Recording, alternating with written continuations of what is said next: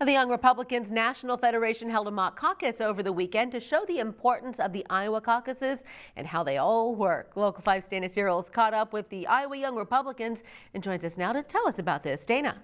Yeah, Stephanie, it was a chance for Iowans as well as those from out of state to gather and learn how to caucus, but also show where their support currently stands. And one candidate in particular stood out.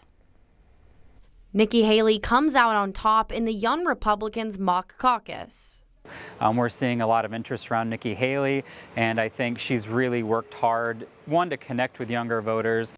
Coming in second, Donald Trump, and in third, Ron DeSantis. This mock caucus was an opportunity to educate young Republicans about the Iowa caucuses and get a pulse on where the race stands. We talked about how we joke around, we won't even think about voting for someone until we shake their hands at least 3 times and those types of things, and just how seriously Iowans take it. They ask questions, they put candidates on the spot, they kick the tires, they make sure they have what it takes to be the next president of the United States. Young Republicans conducted a straw poll in August, which resulted in DeSantis in first place and Nikki Haley in fourth place, which shows how much can change in the months leading up to the caucuses.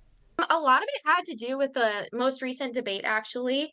And I think some of the comments that came out of that debate, the media surrounding that debate, influenced a lot of people. And Weston says this isn't an attack on candidates, rather an evaluating point. And this is a great point for them to look at how they're doing with young people and say, this is a pivotal moment.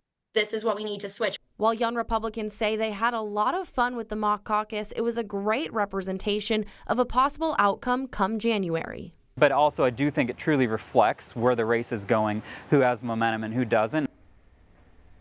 I reached out to Haley's team for their reaction to this mock caucus win, and they say it's time to leave the drama of the past behind and fight for a new generation of leadership. Stephanie? All right, Dana, thank you. And as we approach caucus and primary season, presidential candidates are applying some new strategies to appeal to voters. Today, Nikki Haley announced that her campaign will launch a $10 million ad campaign. The ads will target voters here in Iowa and New Hampshire starting in December.